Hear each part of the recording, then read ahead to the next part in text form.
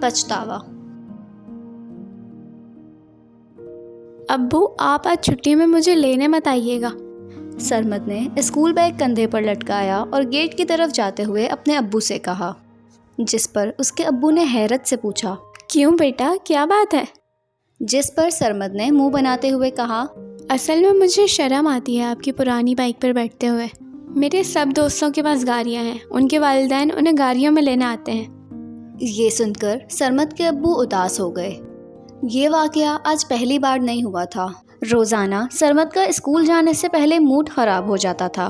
وہ تمام راستے خاموشی سے بائک پر بیٹھا رہتا تھا۔ آج ابو نے پوچھ لیا تھا تو یہ جواب ملا کہ اسے بائک پر بیٹھتے ہوئے شرم آتی ہے۔ سرمد کے ابو کا ایک چھوٹا سا جنرل اسٹور تھا۔ وہ زیادہ پڑھے لکھے نہیں تھے، لیکن وہ چاہتے تھے کہ ان کے بچے پڑھ لکھ جائیں اور اچھے انسان بنیں، اس لیے وہ بہت محنت کرتے تھے۔ اسی وجہ سے انہوں نے اپنے بچوں کا بہت اچھے اسکول میں داخلہ کروایا تھا۔ تینوں بہن بھائیوں میں سرمد سب سے بڑا تھا اور 7ویں کلاس میں پڑھتا تھا۔ سرمد کے ابو کو اس سے بہت سی امیدیں تھیں، لیکن اسکول میں سرمد کی کچھ امیر زادوں سے دوستی ہو گئی تھی۔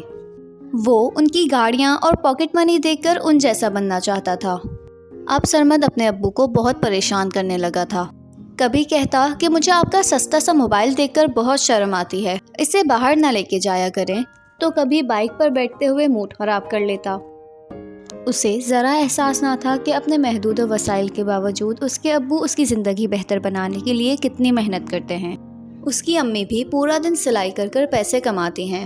وہ دونوں سارا دن کام کر کے تھک جاتے ہیں اور کوشش کرتے ہیں کہ اپنے بچوں کی فرمائشیں پوری کریں۔ آخر ایک دن اس کے ابو کا صبر کا پیمانہ لبریز ہو گیا۔ تنگ آ کر انہوں نے سرمد سے کہا، بس بہت ہو گیا، اب کوئی ضرورت نہیں ہے پڑھنے کی، کل سے تم چپ چاپ میرے ساتھ دکان پر بیٹھو گے۔ اپنے ابو کی یہ بات سن کر سرمد نے بھی غصے میں حامی بھر لی اور اپنے کمرے میں چلا گیا۔ آج اس بات کو 10 سال ہو گئے ہیں۔ سرمد کے چھوٹے بہن بھائی پڑھ لکھ کر اس سے آگے نکل چکے ہیں۔ سرمد کی بہن نے میٹرک میں پوزیشن لی تو اسے اسکالرشپ مل گئی، باقی پڑھائی اس نے اسکالرشپ پر کی، اور سرمد کا بھائی پڑھ لکھ کر ڈاکٹر بن گیا۔ اس کے ابو ان دونوں بچوں سے بہت خوش تھے۔ آج سرمد افسردہ سا جنرل اسٹور پر بیٹھا ہوتا ہے اور سوچتا ہے کہ کاش اس کی سوچ غلط نہ ہوتی، کاش وہ صرف اور صرف پڑھائی پر توجہ دیتا۔ وہ دوسروں کی گاڑیاں، موبائل اور پاکٹ منی سے متاثر نہ ہوتا اور محنت کر کے اپنی زندگی سنوارتا۔